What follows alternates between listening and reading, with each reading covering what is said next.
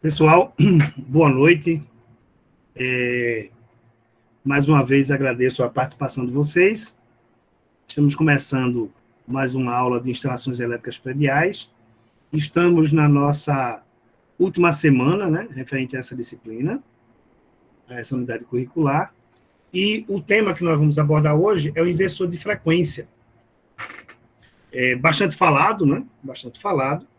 E ele está na categoria, né, das chaves de acionamento, nas chaves de acionamento de motor são chamadas de chaves de partida eletrônica, né, que são basicamente dois equipamentos. O que nós conhecemos na aula passada, que é o soft starter, e esse equipamento, que é o inversor de frequência. Pedro disse que tem aí os fãs do inversor de frequência, né? Qual o objetivo da nossa aula? Em princípio, nós vamos descrever de forma bem simples e objetiva o princípio do funcionamento do inversor de frequência, tá? Sem necessariamente entrarmos no tocante aos componentes eletrônicos e no controle dos sistemas internos, mas vamos ver o suficiente para sermos capazes de entender o funcionamento dele e poder futuramente diagnosticar problemas que possam acontecer com o inversor de frequência. Vamos também ver algumas aplicações, diagramas de ligação e algumas limitações. É o que nós vamos ver. Tá? Vocês têm alguma dúvida sobre esse aspecto?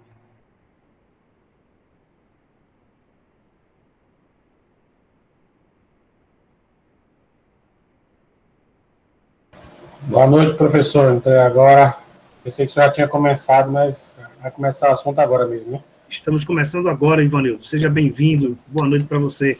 Valeu. Boa noite a todos aí. Vamos embora. Pessoal, com relação ao funcionamento do inversor de frequência, tá?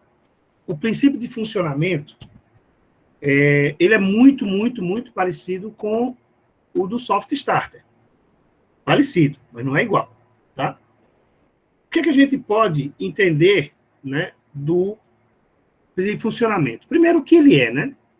Então, os inversores de frequência, eles são dispositivos eletrônicos que são empregados na operação de motores, né, de motores elétricos de rotor em curto-circuito, isso é importante, é uma observação importante, convertendo a amplitude da frequência e da tensão e também da corrente, que são originalmente fixas, em uma largura e amplitude variável. Veja, palavras difíceis, mas que a gente traduz em coisas simples.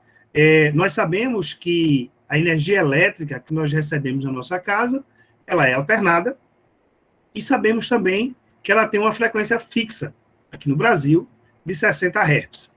Então, onde é que o inversor de frequência entra? Olha, o inversor de frequência entra num cenário onde ele irá pegar a frequência fixa da rede, 60 Hz, e irá poder variar essa frequência para cima, ou seja, uma frequência maior do que 60 Hz, e também uma frequência menor do que 60 Hz. Com que objetivo? Bom, nós sabemos que a velocidade de um motor de indução, que são os motores descritos aqui no texto, eles dependem fundamentalmente da frequência da rede elétrica. Então, o que acontece? Quando eu ligo o motor diretamente na rede elétrica, a velocidade dele fica constante. Mesmo com escorregamento, você tem uma variação pequena ali, mas o motor de indução trifásico, ele terá uma velocidade constante. Como diversas aplicações exigem um controle de velocidade, o desenvolvimento do inversor de frequência trouxe vários benefícios e várias vantagens para a aplicação industrial. Por quê? No momento que eu consigo controlar a frequência que eu aplico ao motor, automaticamente eu irei conseguir controlar a velocidade dele. E é exatamente nesse cenário que entra o inversor de frequência. Esse inversor de frequência, né, os inversores de frequência, pessoal, eles, como eu disse para vocês, eles têm uma estrutura muito parecida com a Soft Starter. Só que a Soft Starter, tá, ela usa na saída, que é a saída que a gente chama saída de potência, que é essa saída aqui, ele usa tiristores. E no inversor de frequência, nós utilizamos, não sei se vocês conseguem ler aqui, nós utilizamos transistores IGBT. Esses transistores, eles são controlados por um sistema microprocessado, que está colocado aqui, tá? E ele consegue modificar a frequência da rede. Como é que ele faz isso? Bom, em primeiro lugar, aqui nesse modelo, né? Nesse modelo, nós temos um filtro de radiofrequência. Dentro do inversor, a primeira etapa do processo é um retificador. Ele bota aqui que o retificador pode ser trifásico ou monofásico. Na sequência aqui, nós temos um banco de capacitor, que a gente chama de link CC, tá? Que ele tem diversos módulos aqui, que a gente chama de pré-carga, e de rush, que é para controlar os picos. E na saída, nós temos o que eu já falei para vocês, que são os transistores IGBT. Tá? São esses transistores que, controlados, vão gerar aqui na saída uma frequência diferente de 60 Hz. Tá? Essa frequência é gerada, pessoal, a partir do controle, tá, de um sistema microprocessado que faz o que a gente chama de chaveamento.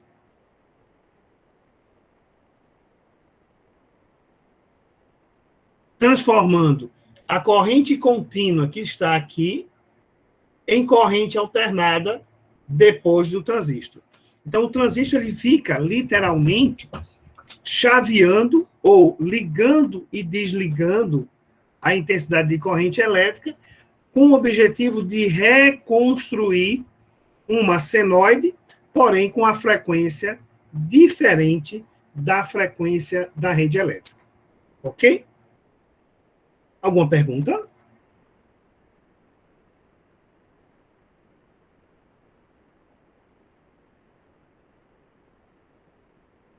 Silêncio. Professor, Diga. tem uma diferença, né, de inversores e conversores de frequência, né? Tem sim. Veja, normalmente a palavra conversor ele está muito associado ao controle de motores de corrente contínua, tá? E os inversores associados aos motores de corrente alternada. Então, normalmente, quando nós temos, né, um sistema eletroeletrônico de controle de motores de corrente contínua, nós usamos um conversor, tá? Quando eu utilizo para corrente alternada, eu uso um inversor. Porém, como as palavras, né, elas variam muito as aplicações. Então, por exemplo, nós temos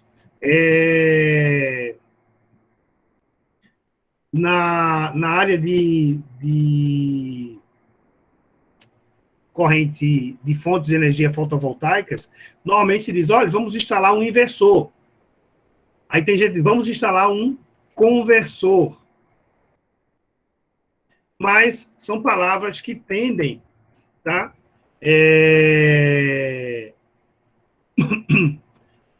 Que tendem, tá, a serem aplicações ligeiramente diferentes, tá?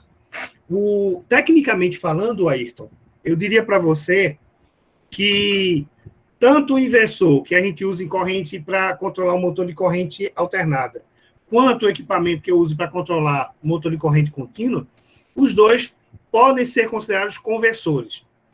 Porém, tecnicamente, o conversor, ele muda o nível de tensão, tá? Entre uma entrada e a saída, e o inversor, ele faz a mudança na frequência. Mas, dependendo da literatura que você pegar, você vai ter algumas variações nessa definição. Ok. No caso, assim, conversor, ele converte energia contínua em alternada. Normalmente, É o caso. eles convertem a tensão e a Isso, a corrente tensão. em valores diferentes, tá? E o inversor, ele pega uma corrente contínua e transforma em corrente alternada. Ele está invertendo. Ele está fazendo a inversão. Entendeu a lógica, não? Então, beleza. Então, o conversor é o que a gente usa em motores elétricos, essa coisa. O inversor é o que usa em fotovoltaica, né? Não, eu uso o inversor no motor. Veja, vamos só dar uma olhadinha aqui para a gente realmente tirar essa dúvida, para ficar bem compreendido. Deixa eu dar um zoom aqui. Opa.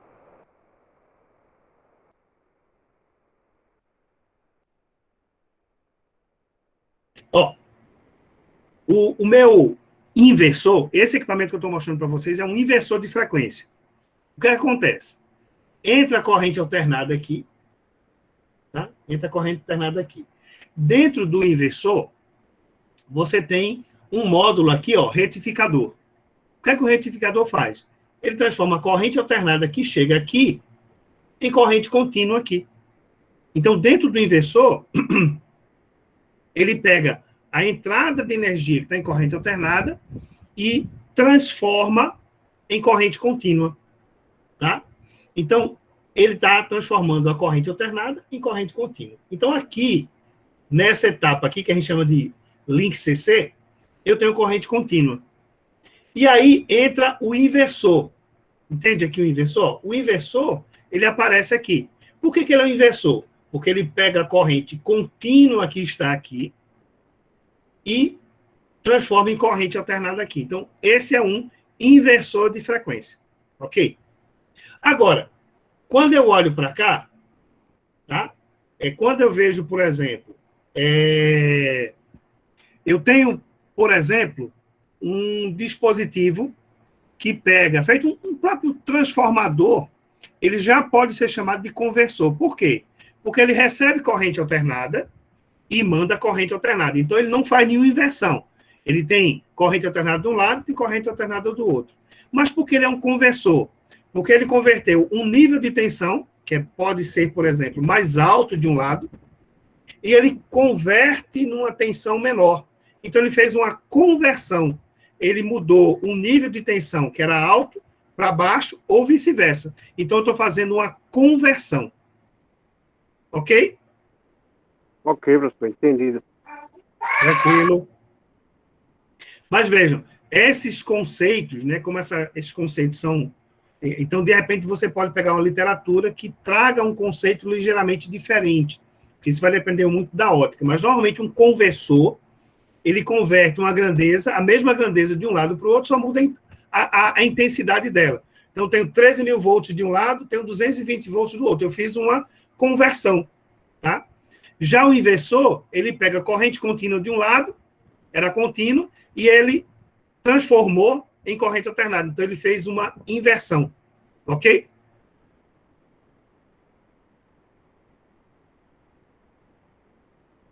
Ok, professor. Tranquilo.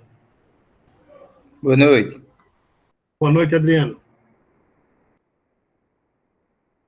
Então, vejam, os inversores de frequência, eles funcionam através da retificação da tensão alternada do alimentador do motor, por meio de 6 tiristores, modulando a largura de pulso resultante e gerando uma corrente trifásica de frequência e de tensões variáveis, tá? Então, veja, eu estou aqui alterando a frequência e também posso alterar a tensão, ok? Então, o que é que o inversor de frequência faz? Lá dentro dele, ele vai ter tiristores ou transistores IGBTs aqui, dependendo da tecnologia, e uma vez feito isso, tá? No lado de cá, ele vai trazer aqui uma nova frequência que será controlada pelo operador, ok? Todo esse processo, ele é realizado através de um microprocessador, permitindo que o motor forneça sua potência no eixo com o maior desempenho possível. Então, o que acontece? Esse microprocessador está onde? Vejam, voltando aqui para esse diagrama, né, em módulos, eu tenho aqui, ó, um microprocessador que está aqui, ó. É esse microprocessador aqui que controla esses transistores de IGBT, ou seja, é esse microprocessador que está aqui que controla a geração de pulsos aqui que gera a minha corrente alternada com frequência diferente de 60 Hz, tá? Então, vejam, qualquer inversor, independente do tamanho dele, ele vai ter um módulo de potência, que é o módulo de saída, que está aqui, que é a parte, digamos assim, é o burro de carga desse equipamento, tá? Ele vai ter um módulo de retificação e ele tem um módulo de controle. Tudo isso está lá dentro do inversor de frequência. É muito comum, né, nós encontrarmos problemas com esse módulo aqui. Às vezes, não é nem vantajoso fazer a manutenção quando esse módulo queima, porque, normalmente, esses componentes são os componentes mais caros e difíceis de encontrar no mercado para reposição. Normalmente, só quem tem reposição é o próprio fabricante, né? Ou o representante do fabricante, ok? Um detalhe interessante aqui, pessoal, é o seguinte, é que como esse equipamento aqui, ó, ele recebe corrente contínua do lado de cá, por conta desse retificador, eu tenho inversores, os inversores de pequena potência, tá? Que não são conectados num sistema trifásico, tá? Normalmente, os de grande potência, todo ele é conectado no sistema trifásico. Mas é possível eu encontrar inversores de frequência que você recebe um sistema monofásico aqui na entrada, e no lado de cá sai um sistema trifásico. Professor, como isso é possível? Se você entender esse conjunto aqui, você vai entender que é possível porque o módulo de potência, esse módulo de potência aqui, ele recebe corrente contínua do lado de cá. E aí o que acontece? Você vai ter a corrente alternada entrando aqui, ele retifica, transforma em corrente contínua, e esse elemento aqui é que vai transformar em corrente alternada de novo. Ok? Então, existem inversores de pequena frequência, de pequena potência, que recebem monofásico, recebem fase neutro, e do outro lado sai um sistema trifásico por conta do princípio de funcionamento aí do inversor. Ok?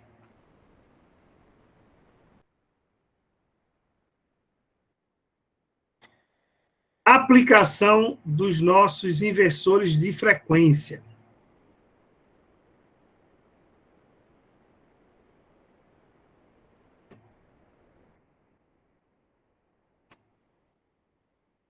Vamos lá. As aplicações, pessoal, são as mais diversas, tá? Então, a primeira delas, tá? A primeira delas é o controle de velocidade. A gente chama de controle de velocidade angular do motor, mas entenda como controle de velocidade dos motores, tá? Então, onde eu precisar de controle de velocidade, eu vou utilizar o inversor de frequência. E aí, Pedro, você falou no início, ó, tem gente que é defensor do inversor de frequência. Então, o que acontece? Dependendo da faixa de potência, o inversor de frequência, normalmente, ele é mais caro, tá? Mas, o que é que eu vou fazer? Ó? Eu preciso controlar a velocidade do motor? Se a resposta for sim, eu uso um inversor de frequência. Se você disser não, o que é que eu vou fazer o meu motor. Eu só quero acelerar ele, eu quero que ele tenha uma partida suave e uma parada suave. Então, neste caso, se eu não preciso variar a velocidade do motor, eu utilizo uma chave de partida suave. Ok? Então, eu diria que esse seria o critério básico. Tá? Por quê? No meu inversor de frequência, eu consigo fazer tudo que a chave de partida suave faz, tá? Tudo que a chave de partida suave faz, o inversor de frequência faz. Então, eu posso, no inversor de frequência, programar uma rampa de aceleração, eu posso programar uma rampa de desaceleração, da mesma forma como a chave de partida suave faz. Entretanto, a chave de partida suave não é capaz de controlar a velocidade do motor. E aí é onde entra o inversor de frequência. Então, professor, qual vai ser o critério para eu escolher entre uma chave de partida suave e inversor de frequência? Então, a pergunta que precisa ser respondida é: eu preciso controlar a velocidade desse processo? Sim. Então, eu vou usar o inversor de frequência. Se a resposta for não, eu só preciso controlar a corrente de partida. Então, se eu só preciso controlar a corrente de partida, devo utilizar uma chave de partida suave. Não vou gastar mais dinheiro se eu não preciso variar a velocidade. Tá claro isso, pessoal? Sim, professor. Maravilha. O inversor de frequência, ele também controla o conjugado do motor, controla o torque do motor. Tá? Então, com o inversor de frequência, eu também consigo controlar o torque. Isso vai depender da tecnologia utilizada no inversor de frequência, mas eu posso controlar o torque. Tá? Partida dos motores, quando não é possível a partida por outros meios de compensação. Então, vejam que a terceira situação, ele coloca aqui o seguinte, ó. Se eu preciso partir um motor, aí eu penso, posso usar a estrela triângulo? O cara vai dizer, não. Posso usar uma compensadora? Não. Por N motivos. Existem situações em que a redução da corrente não vai ser significativa. Vai continuar perturbando a rede. Então, não posso utilizar nem estrela triângulo, nem compensadora. Posso utilizar uma chave série paralelo? Também não. Posso usar soft starter? Também não. Aí, se todas as outras opções de controle de compensação ou de corrente de partida foram avaliadas e descartadas, então eu posso utilizar o inversor de frequência para controlar a partida do motor sem necessariamente controlar a velocidade, ok?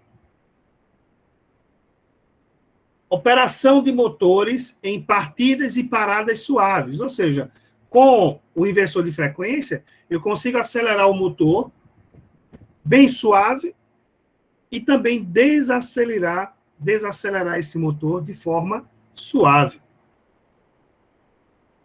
Eu também posso controlar e regular, né, fazer o controle e regulação do golpe de ariete em sistema de bombeamento de água.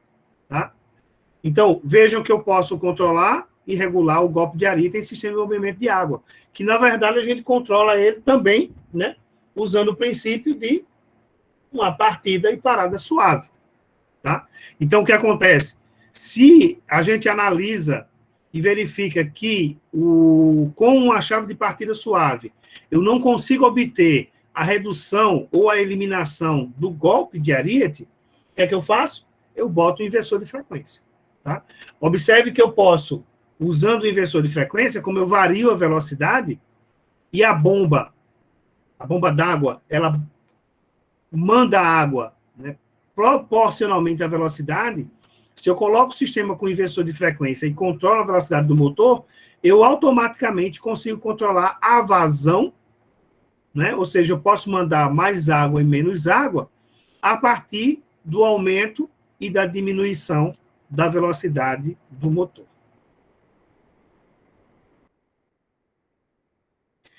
Quais são os pontos que eu vou levar em conta para selecionar o inversor de frequência. Tá? Então, vejam, o tipo de motor. Obviamente, esse é o primeiro ponto. Que tipo de motor eu vou utilizar? Assíncrono, com rotor em curto-circuito? Assíncrono, com rotor bobinado? Quais são as tensões disponíveis de alimentação? Potência nominal, corrente nominal e fator de serviço, se existir. Todos esses parâmetros eu preciso analisar em cima do tipo de motor. Tá? Um erro comum, tá, pessoal, que acontece quando o pessoal conhece o inversor de frequência, é dizer assim, eu vou tirar aquela chave estrela triângulo que está acionando aquele motor e vou botar o inversor de frequência. Não façam isso, tá? A substituição de sistemas tradicionais por sistemas modernos deve ser acompanhada sempre de uma análise qualitativa e quantitativa, tá? Para que você não dê um tiro de canhão para matar uma mosca, tá? Então, por exemplo, se você tem um motor pequeno, 3, 4, 5, até 10 CV, que está funcionando bem com uma chave estrela triângulo, vale a pena mudar? Eu vou dizer para vocês o seguinte, vale a pena mudar se aquela partida não estiver satisfazendo, não estiver fazendo o controle adequado da corrente de partida. Então, vale a pena mudar. E se vai mudar, é preciso avaliar. Por quê? Uma das orientações que eu não coloquei aqui, né, eu diria para vocês que é a idade do motor. Pessoal, o que é que tem a ver a idade do motor com a aplicação do inversor de frequência? Pessoal, se vocês pegarem um motor que foi fabricado há 20 anos atrás, há 30 anos atrás, eu posso afirmar para vocês que esse motor não vai funcionar bem com um inversor de frequência. Por quê, pessoal? Vejam, eu acho que eu já falei isso aqui, mas todos os componentes, né, todos os motores, bobinas, indutores, tudo que a gente projeta pensando numa frequência de 60 Hz. E o que acontece? Há 20 anos atrás, há 30 anos atrás, e aí quem está em campo sabe que a gente encontra no chão de fábrica motores que o fabricante nem existe mais. Então, tem motores rodando aí que já tem 50 anos e está rodando, está funcionando. Mas esses motores, como na época que eles foram projetados, a tecnologia de controle de frequência era algo sonhado, mas não era algo real, ninguém fazia o projeto do motor pensando na possibilidade de que ele iria trabalhar com a frequência diferente de 60 Hz. Então, se você pegar um motor Buffalo, um motor Arno, ou até mesmo um motor VEG, lá da década de 70, da década de 80, e botar um inversor de frequência, pode ser que ele não funcione direito. Ele vai ficar aquecendo demais, vai ficar fazendo ruído demais, ele vai e pode queimar facilmente, e quando ele queimar, vai levar o inversor de frequência junto. Então, muitas vezes, quando a gente pensa em colocar um inversor de frequência no equipamento, eu preciso olhar para o motor e dizer assim, poxa, esse motor, será que a tecnologia dele suporta a tecnologia do inversor de frequência? Então, se for um motor muito antigo, parte do princípio que ele não suporta. Então, vai mudar, vai modernizar, você tem que botar um inversor de frequência e botar um motor novo, um motor de tecnologia recente, que é projetado para trabalhar, possivelmente, com inversores de frequência. Ok? Pessoal, me deem 2 minutinhos aqui para eu pegar um copinho com água aqui e volto para falar com vocês.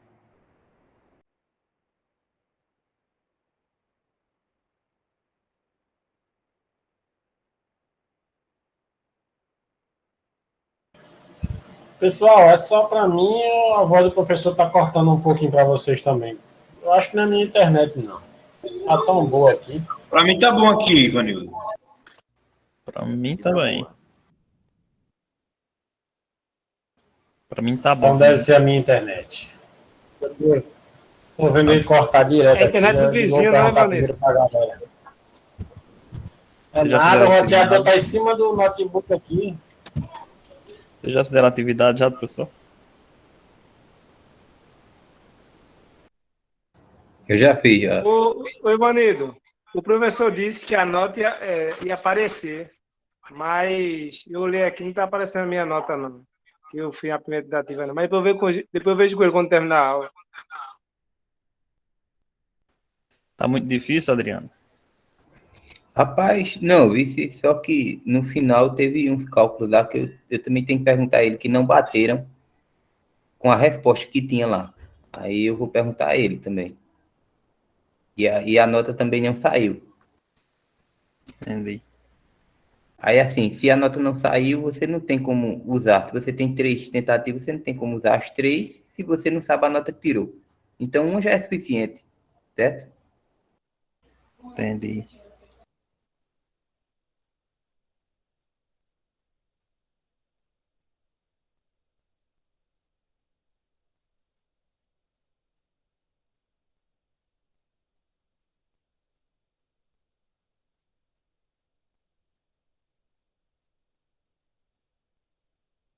Meu amigo Valdeno não fala mais, meu amigo Valdeno. Cadê meu amigo Valdeno? Sumiu, foi?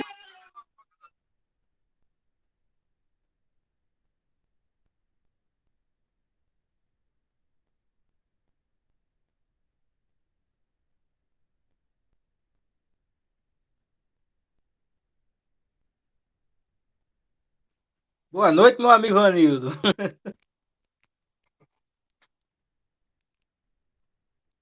Cadê Rides, hein? Rides sumiu?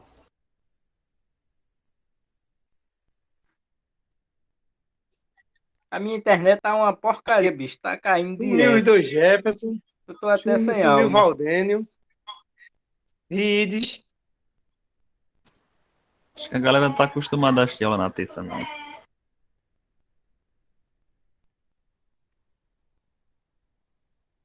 Eu acho que, rapaz, Rides, eu sei não. Acho que ele desistiu, hein? Nunca mais ouvi ele na aula. Rides é uma mulher. Boa noite, Vanildo. E é? É uma mulher. Sabia, não.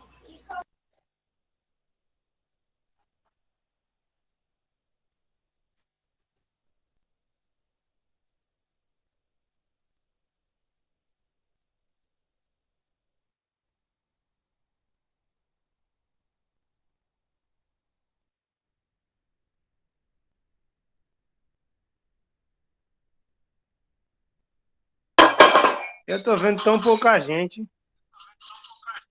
aqui no pessoas. Terça-feira, terça-feira. Vai ter mais amanhã. Eu voltei.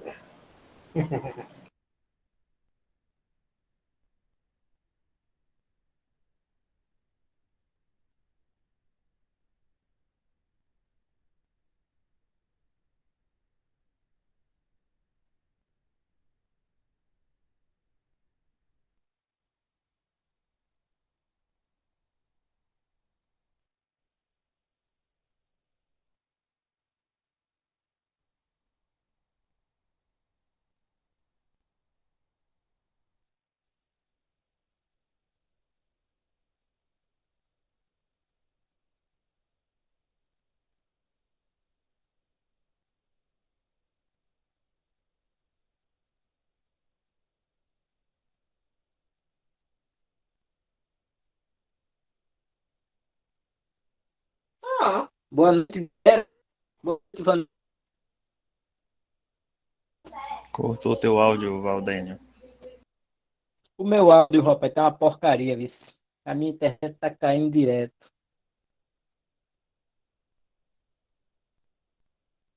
Eu querendo me comunicar aí com vocês, me comunicar com o professor, mas tá difícil.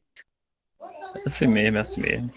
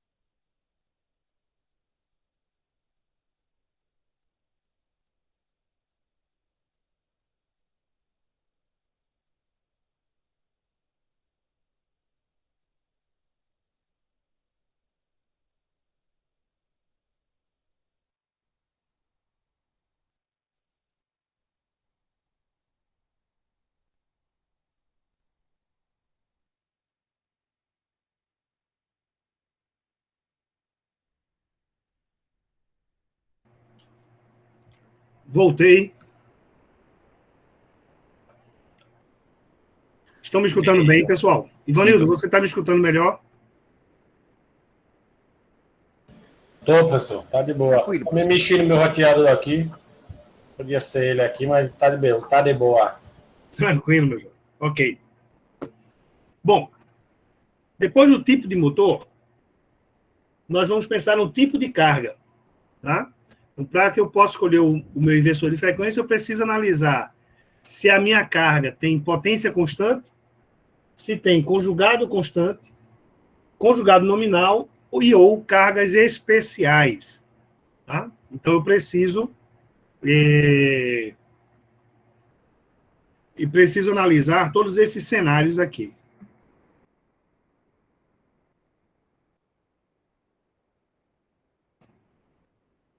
Próximo ponto aqui, aplicação. Para um único motor ou para 2 ou mais motores. Para aplicação em um motor, deve-se determinar os ajustes das proteções para 2 ou mais motores. Deve-se selecionar o inversor de frequência a partir da soma algébrica das correntes nominais dos referidos motores. Veja, essa aplicação com 2 motores, eu particularmente não recomendo, tá? Eu não acho uma aplicação interessante.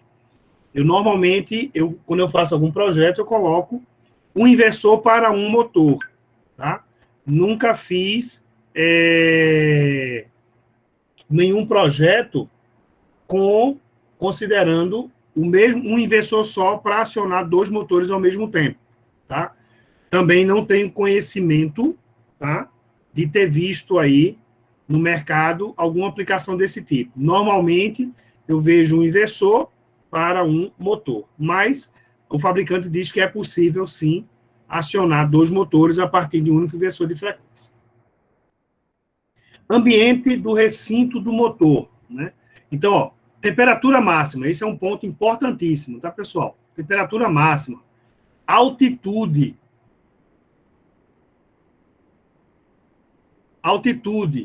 Umidade, grau de proteção requerido do inversor. Veja, aí então estou fazendo uma pergunta aqui, se com o inversor, se não partir ao mesmo tempo, pode fazer um bypass. Olha, até onde eu sei, não é recomendável fazer bypass em inversor de frequência não, tá? Não é recomendável fazer bypass de inversor de frequência não. A gente faz bypass lá no soft starter. Mas no inversor de frequência, não é interessante fazer bypass não. Tá? Porque você pode danificar a saída de potência. Ok, gente. Definições necessárias para o motor, sobrecarga, né? Possibilidade de sobrecarga, curto-circuito, controle automático de velocidade ou não, condições de partida automática após uma falha ou falta na tensão da rede. Tá? Então, definições são importantes, porque essas definições, elas são parametrizáveis no motor. Tá? Assim como na chave de partida suave, pessoal, o maior trabalho que nós temos com o inversor não é a sua instalação, tá? Mas sim a sua parametrização, que as pessoas chamam normalmente de programação. Mas, na verdade, não é uma programação, mas sim uma parametrização. Então, tem inversor de frequência que tem 1000 parâmetros. 1000, não estou falando do tempo figurado, não, tá? São 1000 mesmo, 1000 parâmetros. Logicamente, você não precisa parametrizar os 1000 parâmetros, tá? Esses 1000 parâmetros, porque existem N aplicações, e dependendo da aplicação, você vai fazer a parametrização necessária para atender a tua carga, né? Para atender a tua demanda. Então, o que acontece? Quando você vai fazer uma instalação de um inversor de frequência, nós vamos ver os diagramas daqui a pouquinho, não há muito o que fazer, do ponto de vista de você pegar o cabo e conectar no inversor de frequência. Tanto é que, nos cursos de inversores de frequência, normalmente está lá já um inversor, já conectado no motor, tá? E a gente faz o curso todo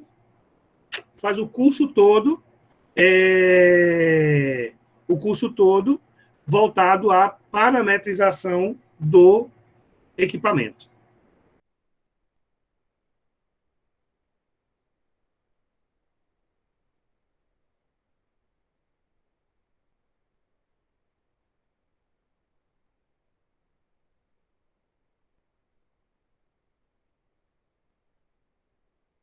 Ok, pessoal? Então, assim, normalmente um curso de inversor de frequência é um curso de parametrização. Então, se você for curioso e você pegar o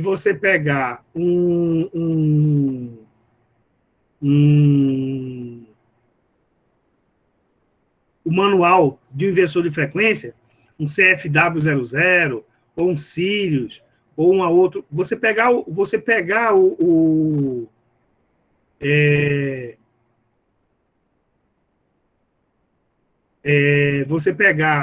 manual do inversor, você vai ver que você tem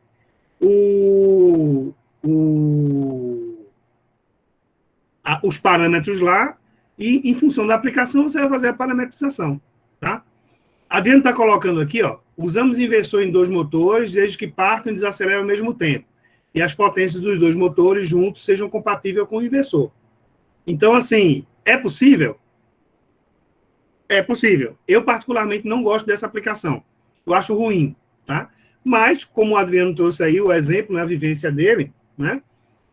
2 motores conectados no mesmo inversor de frequência, é preciso analisar para ver o que acontece. Diga, doutor Érico. A gente também tem um sistema lá na empresa que utiliza esse mesmo inversor, um inversor para 2 motores, mas porque os 2 motores eles precisam vibrarem juntos, são motores motovibradores, né? Então, para o equipamento girar, um tem que estar fazendo a função inversa do outro. Aí eu uso um inversor e os 2 motores trabalham ao mesmo tempo. Certo. Você usa, mas certo, vá. Um inversor só para 2 motores. Certo.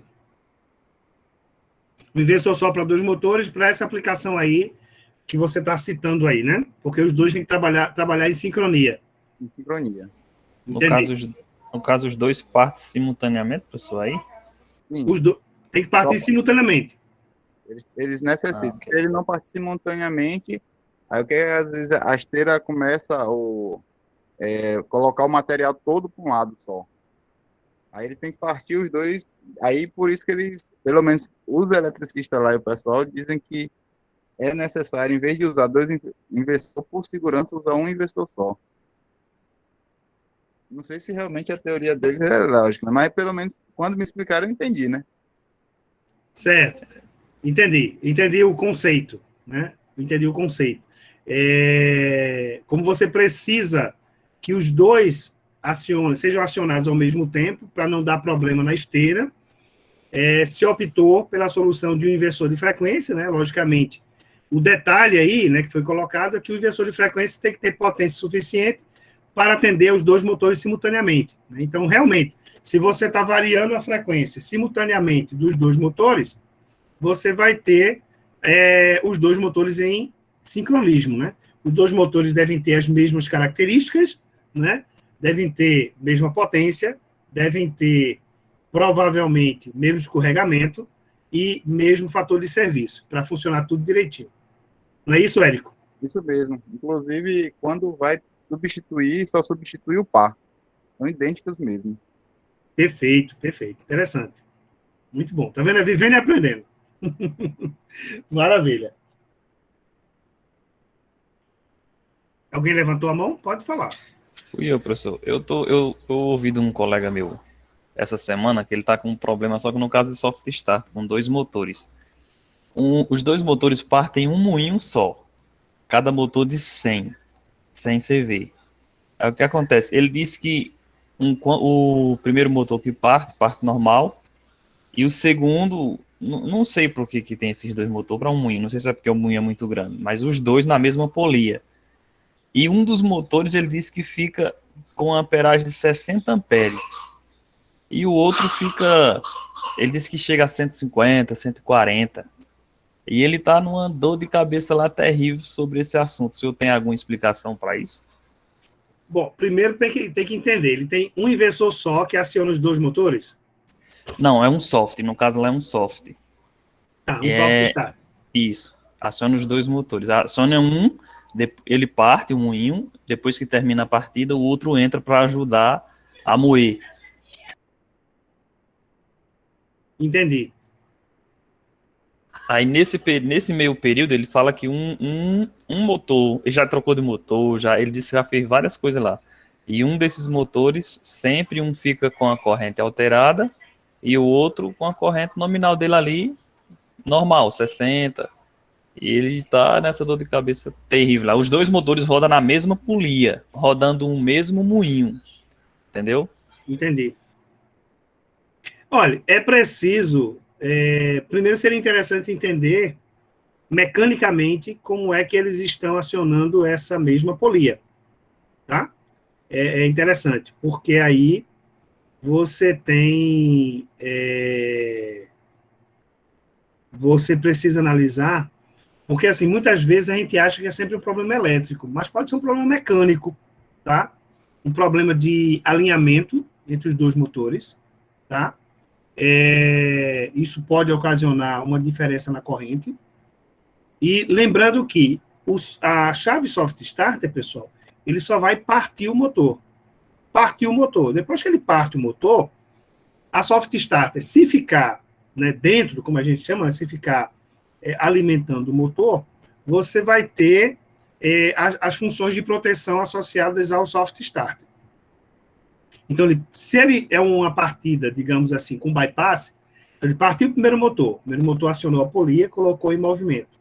Aí ele desconecta do inversor do soft starter, desconecta do soft starter, faz o famoso bypass, e na sequência ele liga o segundo motor, dando partida no segundo motor, e normalmente ele fica ou no segundo, ou se faz o bypass e deixa o soft start descansando para a próxima etapa. Então, veja, se o motor já partiu,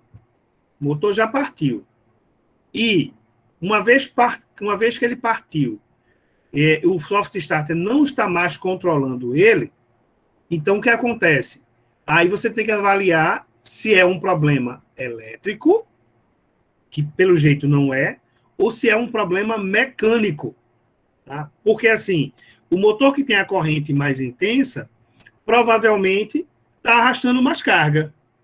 O motor que está com a corrente menor não está arrastando carga, então ele vai ter uma corrente menor. Essa é uma possível explicação, tá? Mas aí é preciso verificar.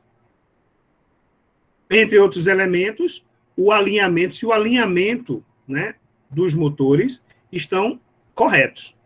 Então tem que ter o pessoal vai lá dependendo da tecnologia de disponibilidade da empresa, vai lá com o relógio comparador e vai fazer o alinhamento dos motores, da polia, tá? Verificar, inclusive, rolamento de polia, tudo isso, para verificar isso aí. Mas, provavelmente, um motor está arrastando o outro, ou seja, um está sobrecarregado e o outro está folgado, podendo ser um problema de origem mecânica e não elétrica.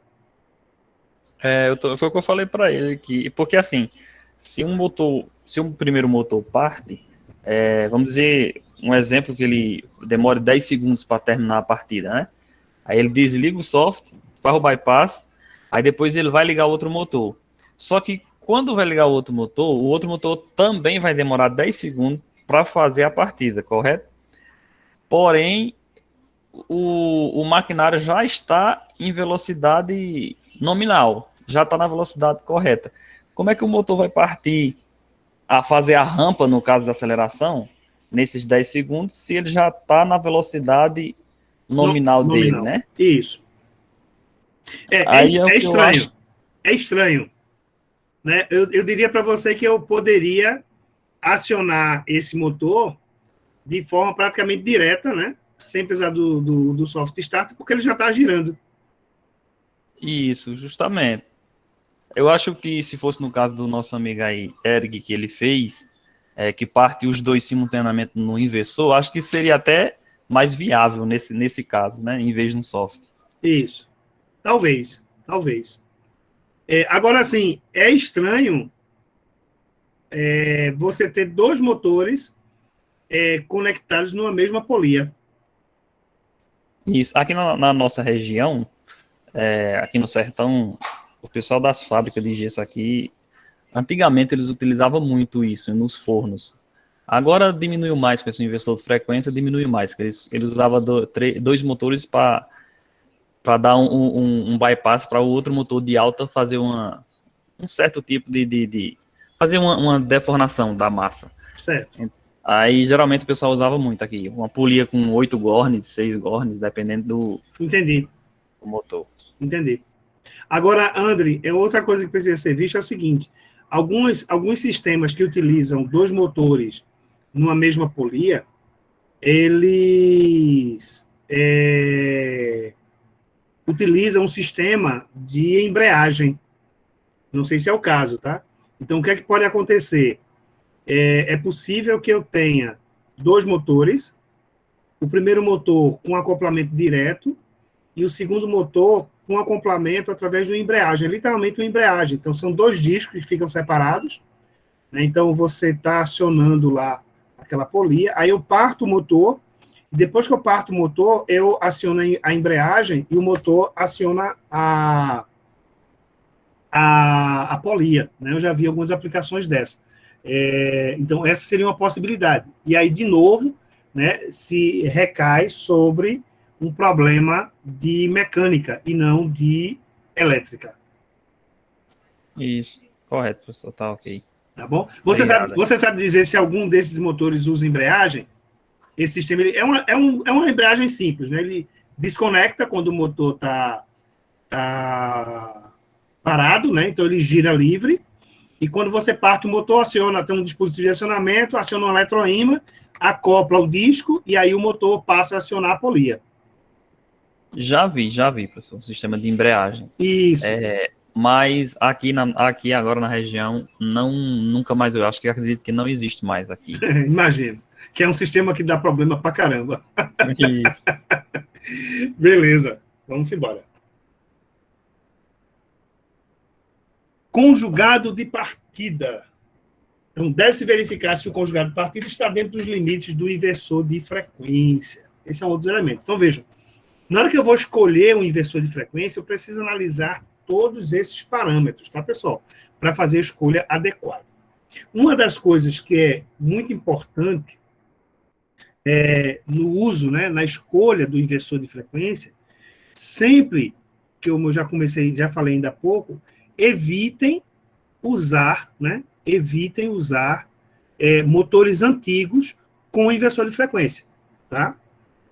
Só se você não tiver uma outra opção, tá? Mas evitem usar o inversor de frequência com um motor antigo, porque ele não tem a estrutura, né, magnética do motor, ela pode não funcionar adequadamente, né? Pode não funcionar adequadamente com inversor de frequência. Só para a gente entender, pessoal, veja,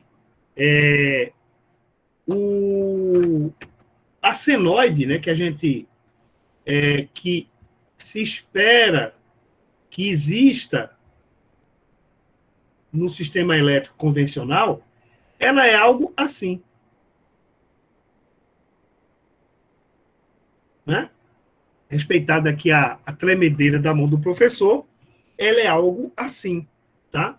E o que acontece? O inversor de frequência, isso vai variar, tá? Inclusive de tecnologias que a gente vai falar ainda há pouco, mas normalmente ele gera algo assim.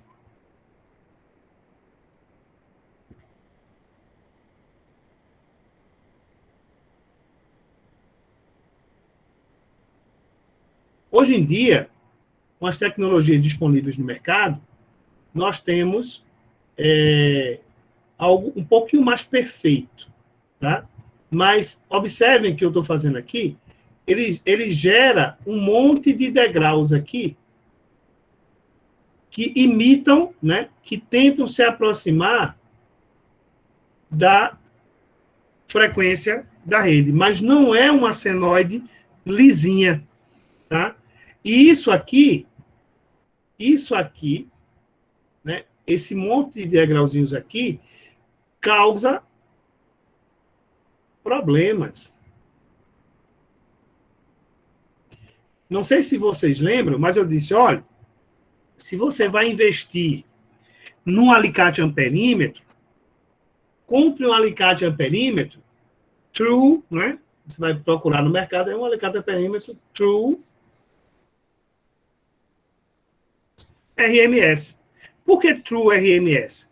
Porque o alicate amperímetro, quando você coloca ele, por exemplo, na saída de um inversor, e ele enxerga essa senoide, toda a tronchinha aqui, ele é capaz de medir e indicar o valor eficaz produzido por essa corrente. Enquanto que se você utilizar um alicate amperímetro comum, você não tem o efeito, né? A medida correta, porque o alicate amperímetro que não é true RMS, né? Ele não vai ser capaz de medir corretamente todos esses picos aqui. Então, por isso que a gente pede que não se utilize um motor antigo com um inversor de frequência, porque o metal, né, a chapa magnética utilizada, não é capaz de funcionar direito nesse tipo de onda. Adriana Adelso, pode falar. Professor, isso aí gera harmônica na rede? Perfeito. Né? O inversor de frequência, o inversor, tá? Ele é um gerador de harmônicos. Perfeito? Um gerador de harmônicos. E aí, Adriano, o que acontece? Aqui no Brasil, nós temos o péssimo hábito, deixa eu voltar aqui para a apresentação, nós temos aqui o péssimo hábito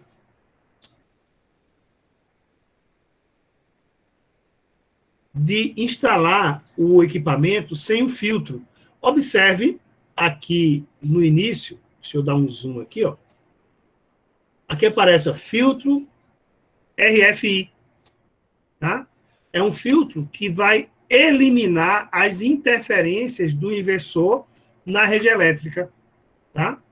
E aí o que acontece?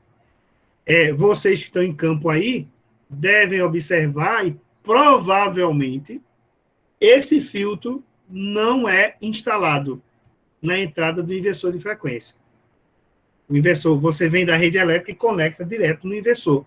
Isso gera uma presença de harmônicos muito grande dentro do sistema elétrico. E por que gera? Porque esses degraus que o inversor de frequência cria para gerar a senoide, ela cria frequências, que a gente chama frequências sujas, ou frequências espúrias, tá certo? Que são diferentes da frequência 60 Hz. E isso gera perturbação. Diga, doutor Ayrton. Professor, o que seria essas harmônicas aí? Ok. Vou tentar explicar da forma mais simples possível. Se ficar complicado, me digam, tá certo? Vamos lá.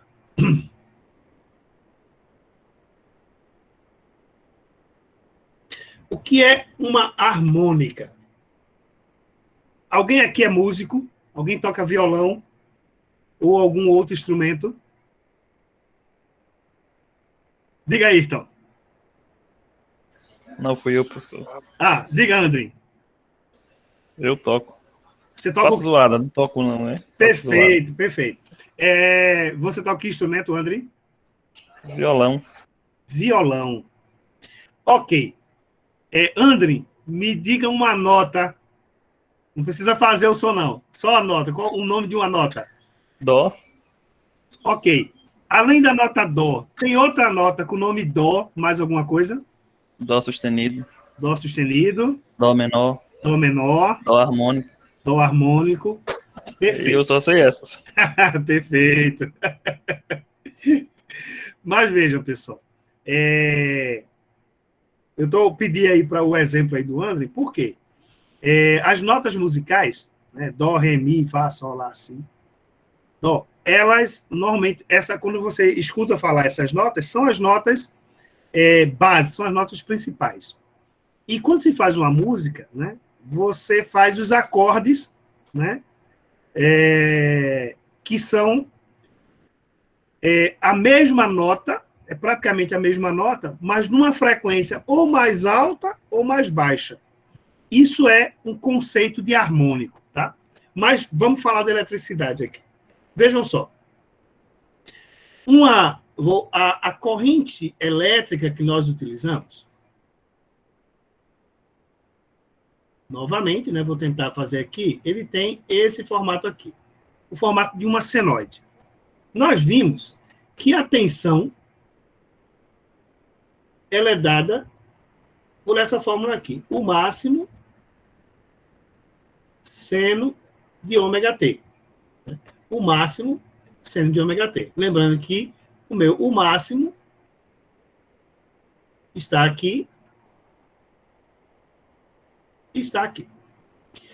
Quando a gente olha para essa expressão aqui, a gente olha para cá e vê seno de ômega t. Ômega, tá? Lá da física, ela é associada a essa fórmula aqui, ó, 2 pi f. Isso aqui é chamado de velocidade angular. Ok? É chamado de velocidade angular. E observe que essa velocidade angular aqui, ela depende da frequência. Ok? Então, o que acontece? Na verdade, esse ângulo, né? Porque aqui o seno, né? Esse ômega t aqui é um ângulo, tá? Que é a velocidade angular multiplicado pelo tempo, tá? Ele vai me dar um ângulo, né, em radianos. E o que acontece? Essa frequência aqui, a gente também viu lá em eletricidade, que a frequência ela é obtida pelo inverso do período. Ó, inverso do período. O que é o período? O período é esse tempo medido daqui para cá. Esse é o período. Isso é medido em milissegundos. Ok? Vejam só. Quando a gente fala de harmônica, a gente está dizendo que existe no mesmo local, existem duas ondas. Uma que tem uma frequência de, no caso nosso, 60 Hz. E no mesmo fio existe uma outra onda que pode ter o dobro, o triplo, o quádruplo e assim sucessivamente. Como é que seria essa onda aqui? Essa onda, ela poderia estar assim, ó. Por exemplo, eu poderia ter uma onda senoidal também aqui. Observe que essa onda que eu desenhei aqui azul, ela teria a metade do período. Olha, se ela tem metade do período, eu estou dizendo para vocês que ela tem o dobro da frequência, porque ela ocorre mais rapidamente. Então, o que acontece? Você tem aqui, ó, a onda fundamental, que é de 60 Hz, e nós teríamos uma outra onda aqui, ocorrendo no mesmo cabo, no mesmo local, que teria uma frequência de 120 Hz. Por que 120 Hz? Porque ela tem o dobro, né? Ela tem o dobro da frequência. Por que ela tem o dobro da frequência? Porque o período dela está ocorrendo em metade do tempo. Então, eu teria aqui uma frequência de 120 Hz. Qual é o problema com isso, pessoal? O problema com isso é o seguinte, ó, o que é que vai acontecer? O que é que vai acontecer? Deixa eu completar isso aqui.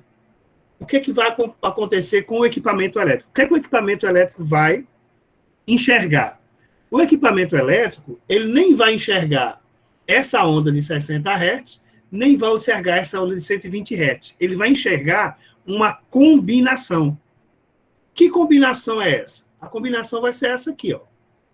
Vou fazer uma representação aqui embaixo. Vou botar ela aqui de vermelho. E o que é que vai acontecer aqui, pessoal? Veja, observem que nesse trecho aqui, você tem um conjunto positivo e aqui também positivo. Esses dois elementos até aqui, eles vão se somar. Então, o valor final que o equipamento enxerga é algo assim, né? Nesse primeiro trecho. Vai estar aqui. A partir desse trecho, esse pedaço da senoide, ele é negativo. Mas esse aqui continua positivo. Então, o resultante vai ficar algo assim. A partir desse ponto, que está zero, você vai ter o valor máximo. Então, a onda sobe e faz isso aqui. E, ao longo da senoide, ele vai fazer esse somatório e vai pegar a onda, que seria lisinha, feito essa aqui, e iria transformar ela nisso aqui, ó, na capa do fantasma da ópera. Então, o que acontece? Isso aqui é a corrente elétrica que vai chegar nas lâmpadas e vai chegar nos computadores, que vai chegar nos motores. Qual é o problema que isso causa? Bom, o problema que isso causa, pessoal, é porque todos esses equipamentos aqui foram projetados para trabalhar em 60 Hz com uma senoide. E o que eles estão recebendo não é uma senoide, é a capa do fantasma da ópera. E aí, esses equipamentos começam a apresentar defeitos intermitentes. Apresentam problemas de intermitência. Tá? Ou seja, problemas que vão ocasionar falhas esporádicas no equipamento. São aquelas falhas que acontecem e vocês, poxa, eu estava funcionando agorinha, de repente parou. Aí você desliga o equipamento, religa, o equipamento volta a funcionar e você não entende o que foi que aconteceu. Provavelmente está ocorrendo, né, uma interferência por harmônico. Vocês entenderam isso, pessoal? Professor, nessa parte que o senhor disse que a capa do fantasma aí vai para a lâmpada, computador e motor. Essa corrente aí variável, esses hertz, eles vão antes do inversor ou só a tensão que sai do inversor que vai assim? Pergunta interessantíssima, interessantíssima. Veja, o inversor de frequência, tá? O inversor de frequência aqui, ó, vou ter aqui o inversor de frequência, tá? Aqui eu tenho o motor, ligado aqui no meu inversor, e aqui eu tenho a rede elétrica, tá? O inversor de frequência, ele injeta harmônico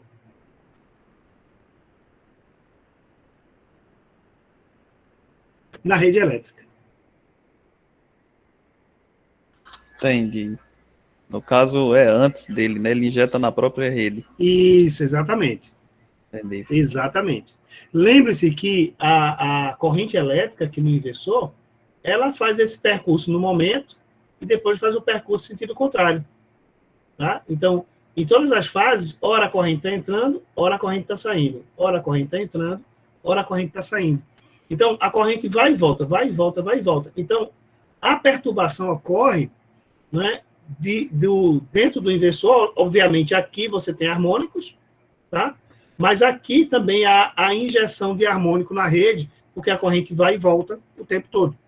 Né? A corrente não tem um fluxo único, a corrente vem e volta.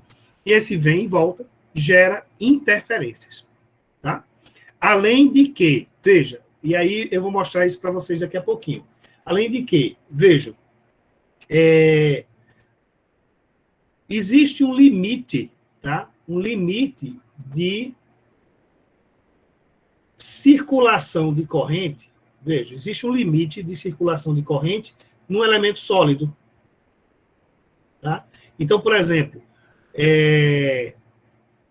Numa corrente elétrica alternada, pessoal, eu vou fazer uma outra representação aqui.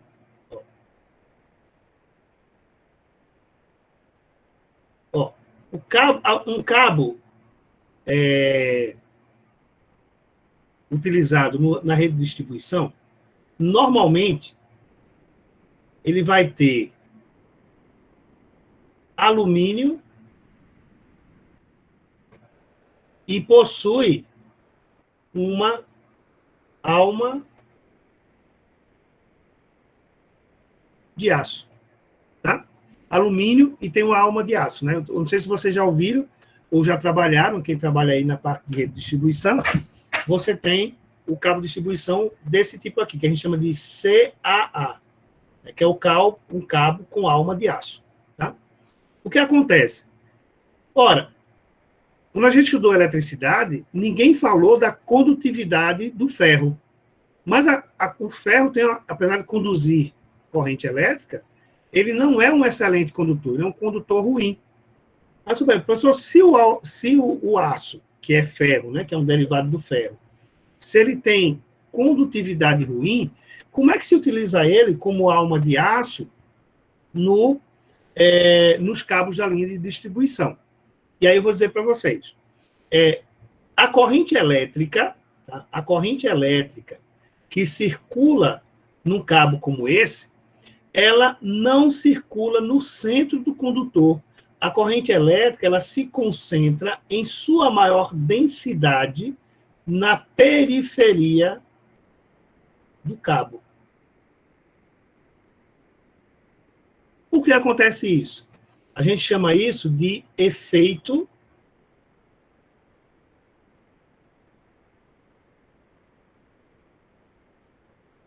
pelicular. Então, isso ocorre, esse efeito pelicular ocorre porque nós trabalhamos com corrente alternada numa frequência de 60 Hz. O que acontece, pessoal? Se eu aumentar essa frequência, o que é que vai acontecer? Nós vamos ter essa corrente elétrica, ela vai se concentrar ainda mais na periferia do cabo. Então, ela vai se concentrar mais ainda, bem próximo aqui, da periferia do cabo. Então, quanto mais eu aumento essa frequência, mais a corrente ela se aproxima do cabo. Se essa frequência sobe muito,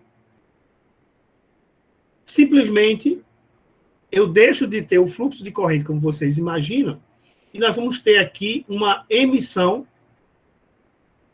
de campos eletromagnéticos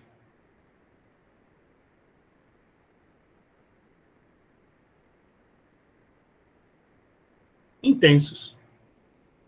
E é como se a corrente elétrica saltasse do fio. Então, por exemplo, na transmissão de sinais telefônicos, se usa cabo para voz, mas dificilmente se usa um cabo. Aí, quando eu falo de cabo, estou falando de cabo de cobre, tá, pessoal? Cabo de cobre. Para voz. Mas para imagem, transmitir via cabo é muito complicado. Porque, como a imagem trabalha com frequências muito altas, você precisa ter um cabo especial para transmitir esse sinal. Por isso que se utilizava no passado cabo coaxial. Não era um cabo comum, era um cabo coaxial. Por quê? Eu precisava ter uma estrutura que mantivesse o sinal no cabo. Por isso daquela estrutura. Tá? Então, o que acontece? Quando eu tenho frequências muito grandes, tá? Você começa a ter interferência através de radiação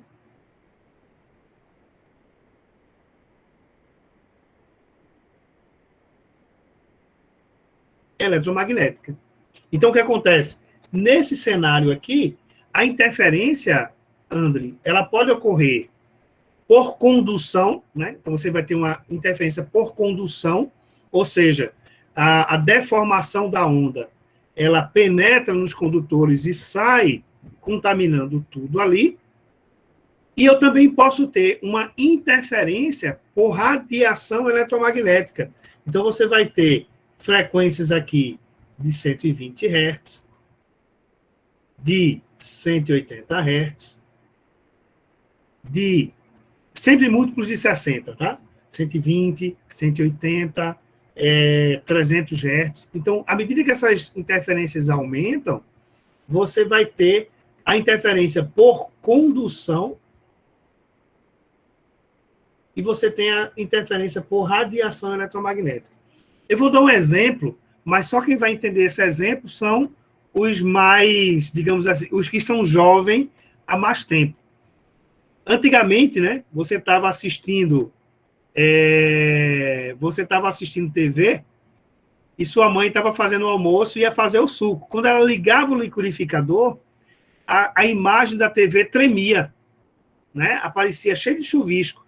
O que estava acontecendo? Estava acontecendo uma interferência de harmônicos produzida pelo liquidificador que se propagava tanto pelo cabo como se propagava pelo ar e interferia no sinal da TV. Não sei se vocês que são jovens há mais tempo lembram disso. Os que são jovens há menos tempo não devem lembrar disso. Ayrton está colocando aqui. Por esse motivo, os inversores devem ser ligados com cabos blindados. Show de bola, Ayrton. Exatamente isso. Você adiantou um pouquinho o que eu vou falar daqui a pouquinho, mas é exatamente isso. E aí nós temos um outro problema. Eu já vi muito inversor de frequência sendo instalado com cabo comum, sem ser cabo blindado. Tá? E isso gera muito problema na produção. Quando você instala hoje, está tudo novinho, tudo funcionando azeitado, tá uma maravilha. Mas com o passar do tempo, as perturbações começam a ocorrer e um inversor interfere no outro e o outro para de funcionar do nada. Né? Do nada, mas sabendo que esse nada tem a ver com a presença de harmônicos na rede. Professor? Diga. Eu perguntei sobre as harmônicas porque eu peguei uma situação dessa há pouco tempo atrás, lá na empresa também. Num grupo de portos lá. E quando apertava, eles trabalham em conjunto, né, e quando apertava no sentido, às vezes eles iam, aí daqui a pouco eles não paravam, apertava botoeira de emergência, eles não paravam e continuava e tudo. E a gente via que mesmo as bobinas, às vezes, desligadas, os inversores tinham tensão nas bobinas e tal. E por conta de muito cabo junto, e os cabos PVC, e ele ligado nos inversores. Isso. Aí foi até que o senhor indicou também a questão de tocar pelos blindados, a gente trocou, aterrou, né, e tal. Aí tirou um pouco mais tirou essas harmônicas, agora ele está trabalhando tranquilo. Mas foram instalados assim que o PVC estava funcionando, mas depois, e principalmente o operador dizia que quando chovia é que não rodava nada mesmo. Parava, endoidava mesmo, apertava para a direita, ele ia para a esquerda, aí puxava um ia para a direita, outro ia para a esquerda, e o material ficava naquela bagaceira. Entendi. Perfeito, perfeito. Mas veja, o problema é que instalar um motor com cabo comum é mais barato, né? Um cabo comum é mais barato. Então, aí depois, quem está na operação, você acaba por tentar descobrir o que foi que fizeram que está causando problema, né? E esse é um dos problemas que ocorre, né? Você tem o funcionamento de forma intempestiva dos sistemas que estão lá montados, né? E você fica sem saber o que fazer, e aí a solução é essa, blindar, separar os cabos, aterrar os cabos, para tentar eliminar. Mas também por quê? Porque aqui no Brasil não é obrigatório não é obrigatório o uso de filtros na entrada. Quando na Europa, de acordo com a IEC, os inversores precisam ter filtros de entrada para bloquear tanto a entrada de harmônicos quanto a saída de harmônicos. Tá? Mas vamos lá. Respondi sua dúvida, Ayrton. André também, respondi sua dúvida. Show de bola, professor. Sim, professor. Professor, essas harmônicas também por causa disso que influencia também na capacitiva o resistivo? Influencia também nos sistemas capacitivos. Eu já vi capacitor estourar porque estava trabalhando com tinha muito harmônico na rede e e o capacitor estourou por conta disso. Ok, no caso, porque eu já vi pessoas falarem que quando tem muitos inversores ligados numa certa fábrica, indústria, necessita de bem menos bancos de capacitor para corrigir. Isso é verídico? Não, isso não é verdade. Isso não é verdade. Tá. Veja, o banco capacitor, ele vai ser utilizado. O banco capacitor na indústria, normalmente, ele é utilizado para corrigir o fator de potência. Então, o tamanho do banco capacitor vai depender da correção de fator de potência que você precisar fazer lá. Tá? O que vai ocasionar? Se os seus inversores, né, estiverem montados corretamente, projetados corretamente, e estiverem elevando o fator de potência, né, ou seja, se os equipamentos estão lá otimizando e fazendo que o fator de potência seja o mais alto possível, você naturalmente terá uma diminuição no banco de capacitores. Agora, se esse detalhe não é levado em conta, você vai ter que ver no final do mês a fatura, verificar o baixo fator de potência e aplicar o banco de capacitores de acordo com o fator de potência que precisa ser corrigido. Adriano, pode falar. Ok. Professor, o senhor falou no efeito película, foi isso? Pelicular. Pelicular. Ele tem a ver com o efeito corona? Não, o efeito corona, ele é um outro fenômeno que normalmente ocorre em cabos de alta tensão. Você tem o efeito corona.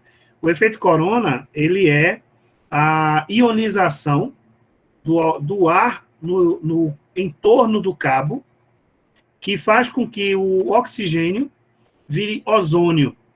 E aí você vai ter, digamos assim, na crise, né, na situação mais complicada, você vai ter uma formação de uma luz azul envolvendo o cabo, ruídos, né, você escuta um barulho de um chiado, né, nas proximidades dos cabos de alta tensão. Esse é o efeito corona.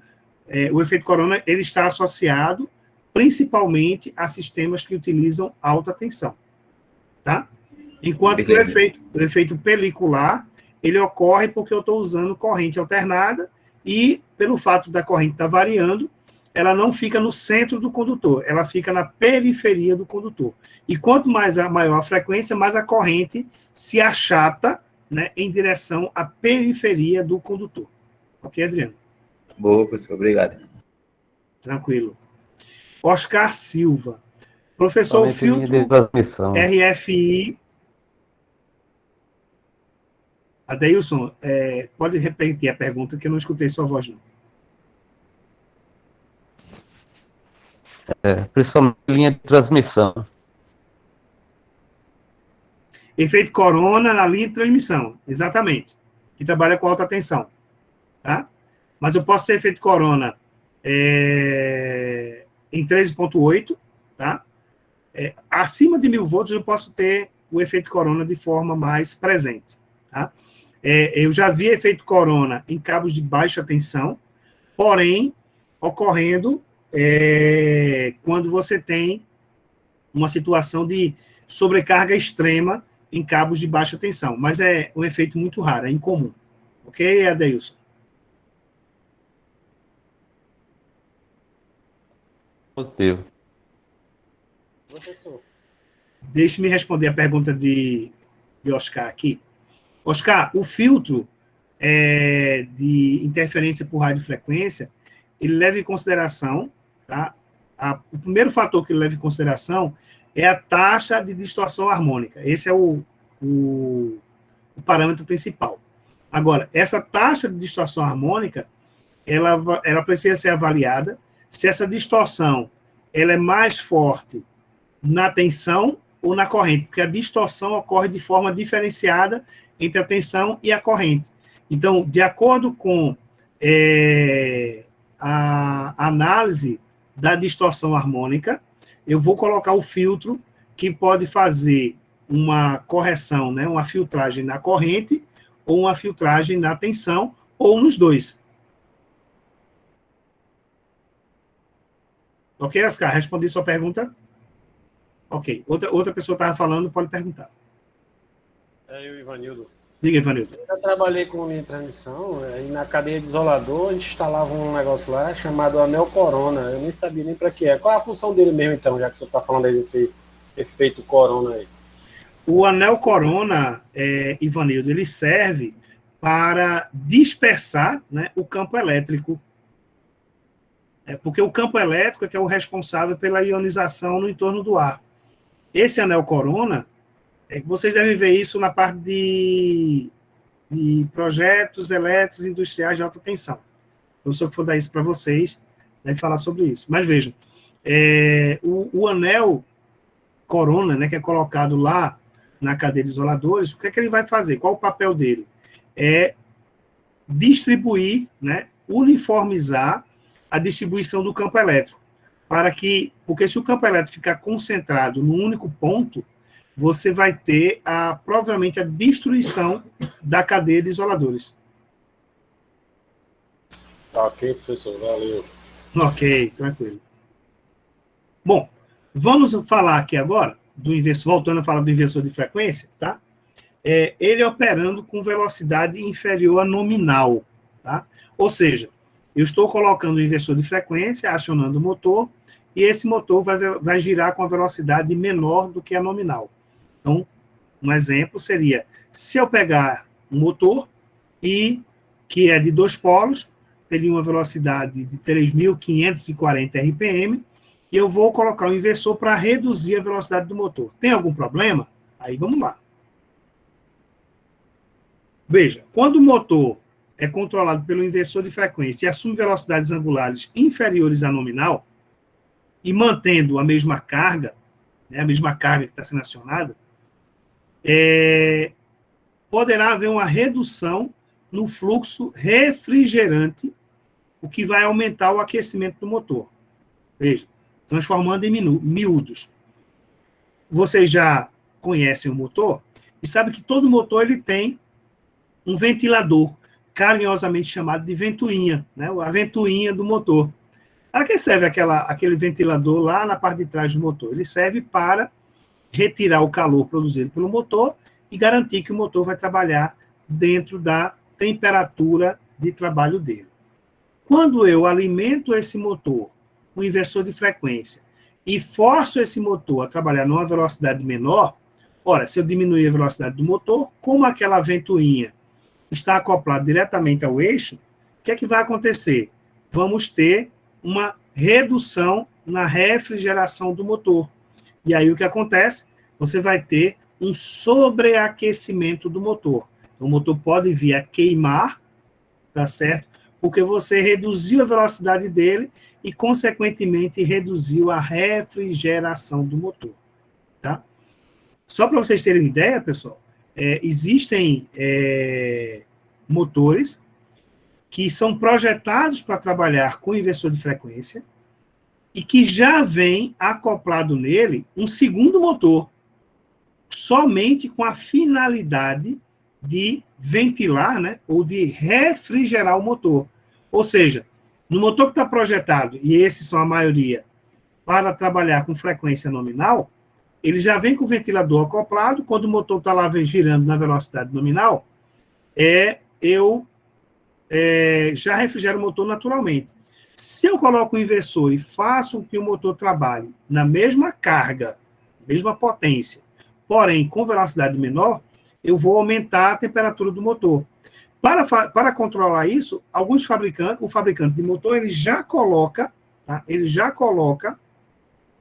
Um segundo motor somente para ventilar. Então, bota um motor pequenininho lá, vamos supor, o motor é de 50 CV, o cara bota um motor de 1 CV acoplado já ao motor, para que ele fique forçando a ventilação para garantir a temperatura normal do motor. Ok, pessoal? Alguma pergunta?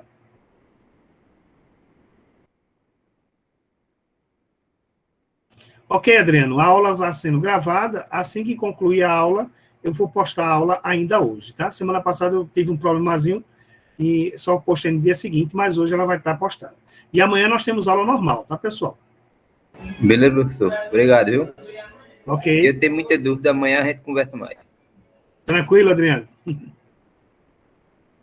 Veja, com velocidade, né, inferior a nominal, o que é que se recomenda? É necessário superdimensionar a potência nominal do motor, ou utilizar um motor com fator de serviço elevado, dependendo da solução da faixa de velocidade em que o motor irá operar. Tá? No entanto, se ao reduzir a velocidade angular, a carga também diminui, como ocorre no bombeamento de líquidos através de bombas centrífugas, a corrente decresce e, consequentemente, as perdas diminuem, compensando a deficiência da ventilação. Então, observem que, em princípio, se eu preciso manter a mesma potência numa velocidade menor, o que é que se pede? Que eu superdimensione o motor, ou seja, eu aumente a potência do motor, porque assim eu consigo controlar a temperatura dele mais facilmente. Porém, se a carga que eu estou acionando, quando eu diminuir a velocidade, eu diminuo a força, né, o esforço que ele está fazendo também, então, nesse caso, eu não devo me preocupar com isso. E uma outra solução, como eu falei, é eu utilizar um motor que já vem com ventilação forçada. Ok, pessoal? Ok, professor. Então, vejam que isso é importante, pessoal, porque, assim, às vezes a gente acaba caindo no erro de dizer assim, eu vou ter esse motor aqui, eu vou tirar essa chave estrela-triângulo e vou colocar um inversor de frequência. Eu vou controlar a velocidade do motor também. Tá? E aí, isso precisa ser feito calmamente e analisando quais são os efeitos que vai ter, porque senão você vai ter, provavelmente, um motor que nunca dava problema, começar a dar problema porque você está operando ele numa velocidade inferior à nominal. Operação com velocidade superior à nominal. Veja, nessas condições, a tensão é ajustada no seu valor máximo. Tá? Então, o que acontece? Você vai ter a máxima tensão aplicada ao motor, enquanto que a frequência seria incrementada, devendo ser limitada pelo conjugado máximo do motor e pelos esforços mecânicos a que ficarão submetidas as partes móveis do referido motor, incluindo-se aí o próprio rolamento. Veja, trocando em miúdos, se eu precisar operar um motor numa velocidade superior à velocidade nominal do motor, tá? Isso eu vou explicar um pouquinho agora para vocês. Quando eu vario a frequência do motor para baixo, normalmente vai ocorrer uma variação na tensão que eu estou aplicando ao motor, tá, pessoal? Porém, quando eu aumento a frequência, o inversor de frequência ele não tem condições de aumentar a tensão que está sendo aplicada ao motor. E aí o que acontece? Você vai ter uma perda de potência no motor. Então, se eu quiser trabalhar com o motor também acima da velocidade nominal, eu preciso verificar qual é a demanda máxima que o motor vai requerer para que eu possa fazer o ajuste do motor nessas condições.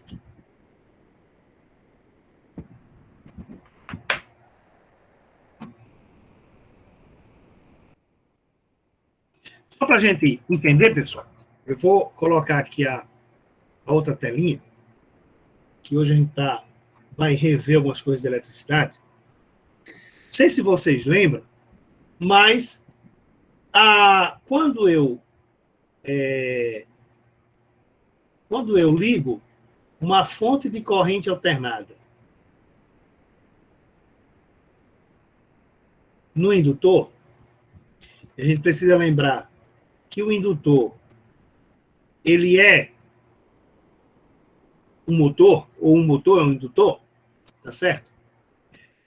Você vai ter essa corrente aqui, ó, ela vai estar limitada pela reatância indutiva da bobina. Alguém lembra aí qual é a fórmula para calcular a reatância indutiva numa bobina?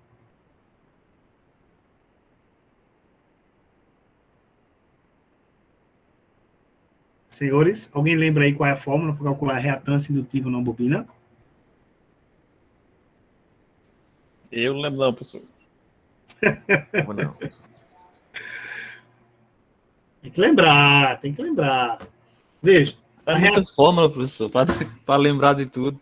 a reatância indutiva, ela é calculada dessa forma aqui, ó, 2 pi f L. Então, observem que nessa fórmula aqui, ó, isso aqui e isso aqui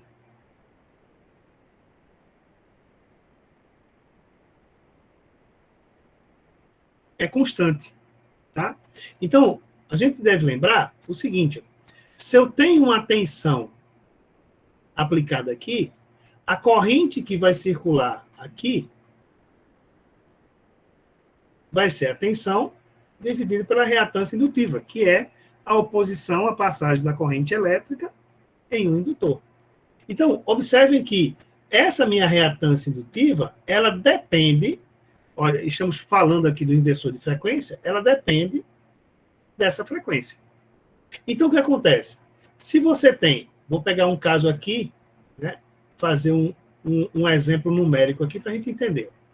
Se eu tenho um indutor que está ligado em 60 Hz, você vai ter 2 vezes π, vezes 60, vezes, vamos colocar aqui um R, que é para facilitar a vida da gente. Então, você vai ter aqui, ó, que a minha reatância indutiva, ela será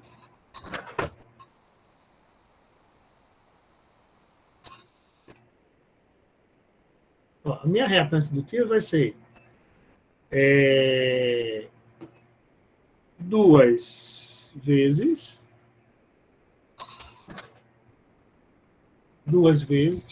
3,14 vezes 60. 376,8, né? E isso vezes 1, 376,8. Então, essa aqui, ó, 376,8 ohms. Então, essa aqui é a reatância indutiva em 60 Hz. Aí você imagina o seguinte, que eu chego nesse motor e digo o seguinte, ó, eu estou submetendo esse motor a uma tensão de 220 volts. Então, eu teria aqui, ó, 376,8. Diga aí para mim quanto é que dá isso aí, essa divisão.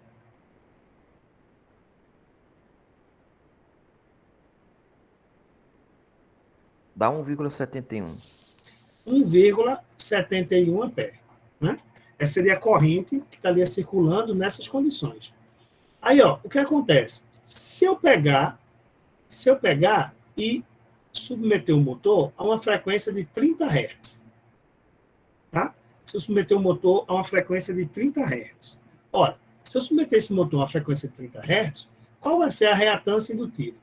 Vai ser 2 vezes 3,14 vezes 30 vezes 1. Então, XL vai ser basicamente a metade disso, né? Então, a metade disso seria quanto? Seria 188,4. 188,4 ohms. Nesse caso, se eu aplicar a mesma tensão, ó, 220 dividido por 188,4, vai dar quanta corrente?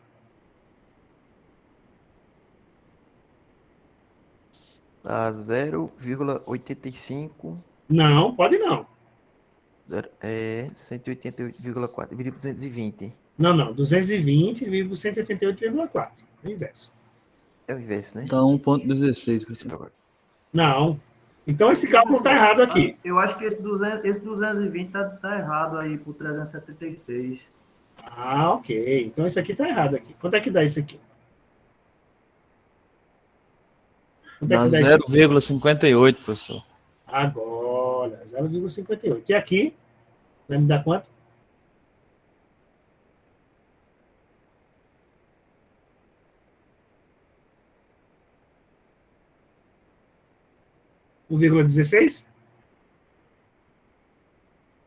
esse deu 1,16, mas o senhor não tem que refazer o É cálculo lá em cima, não, né? 1,16 mesmo, professor. Não. Por que eu estou dividindo aqui? Ó, 220 por 378, É isso mesmo. né? E aqui 220 por 188. Então, observe que a corrente aqui, ó, ela dobrou. Aí o que acontece? Veja, se eu pegar uma bobina e diminuir a frequência que eu estou aplicando a ela e manter a mesma tensão, né? Aqui no caso eu mantive 220 volts aqui e 220 volts aqui. Então, mantida a mesma tensão, eu vou aumentar a corrente, vou dobrar a corrente nesse caso. E aí o que acontece, pessoal? Se a bobina foi projetada para trabalhar com essa corrente e passar essa corrente por ele, o que, é que vai acontecer? O motor vai esquentar e vai queimar. Então, quando eu mexo na frequência, normalmente eu vou mexer na tensão para garantir a manutenção dessa corrente. A grosso modo, tá? A grosso modo, o que é que eu faria aqui? Para manter a mesma corrente, eu precisaria aplicar uma tensão menor. Então, para que a tensão se mantivesse em 0,58, eu precisaria fazer isso aqui, ó. 110 dividido por 188,4. Quanto é que dá essa corrente aqui?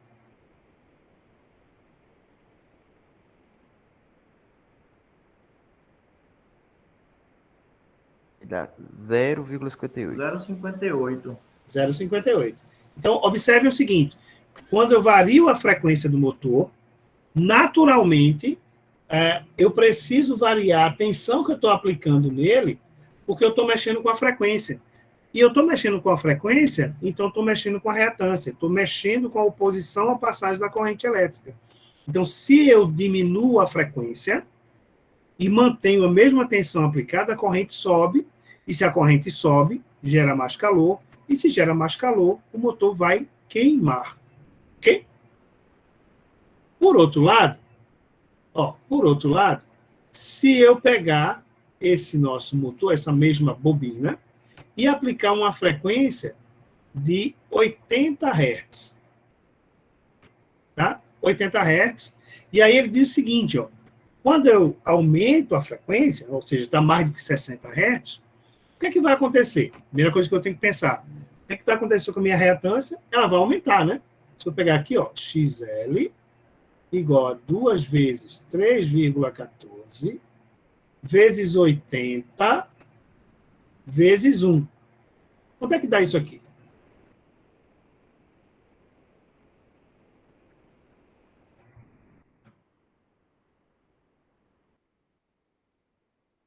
Vai me dar 502,4. Então, aqui eu vou ter uma oposição de 502,4 ohms. E aí, o que acontece? Qual vai ser a corrente que vai circular nessa mesma bobina se eu aplicar uma tensão de 220 volts? 502,4. Quanto é que vai me dar isso aqui? 0,43. Ok. 0,43, só isso? 7,8 no final. Se quiser arredondar para 0,44. Tá, deu 220. Opa. 220 dividido por 502,4. Deu 0,44. Não é isso? Pronto. Ó, 0,44. De qualquer forma, 0,44, pessoal, observe como ele é menor do que 0,58. Olha, se está circulando a corrente menor no motor, vai ter menos calor, é verdade, mas o que acontece? Vamos ter aqui uma redução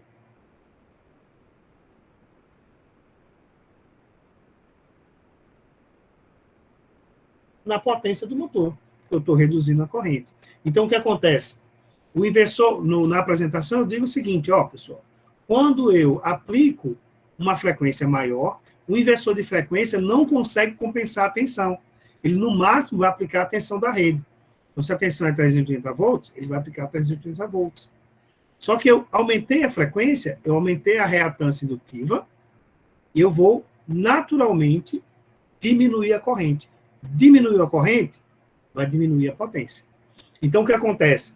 Observe que utilizar o inversor de frequência para controlar a velocidade, não é assim tão simples. Eu preciso analisar o meu processo, o meu equipamento, para que eu possa utilizar o inversor de frequência corretamente. Por que é importante isso? Você já tem o equipamento que tem inversor de frequência. Zero bronca, porque se espera que o projetista tenha projetado o motor para trabalhar nas condições ideais com aquele inversor de frequência. Mas existem algumas outras situações. Nós temos muitas indústrias antigas no mercado e que você pode receber o desafio de dizer, vamos modernizar essa máquina, vamos tirar essa chave compensadora, vamos tirar essa estrela triângulo, vamos tirar essa série paralela e vamos colocar inversores de frequência. Você vai dizer, beleza, o professor disse que basta colocar aqui, ajustou a frequência, controla a velocidade do motor. E aí, você deve lembrar, não posso fazer isso. Eu preciso, dependendo do caso, substituir os motores, às vezes por maior potência, às vezes por motores especiais, para que eu consiga controlar a temperatura, controlar a potência, controlar o torque do motor. Tranquilo, pessoal?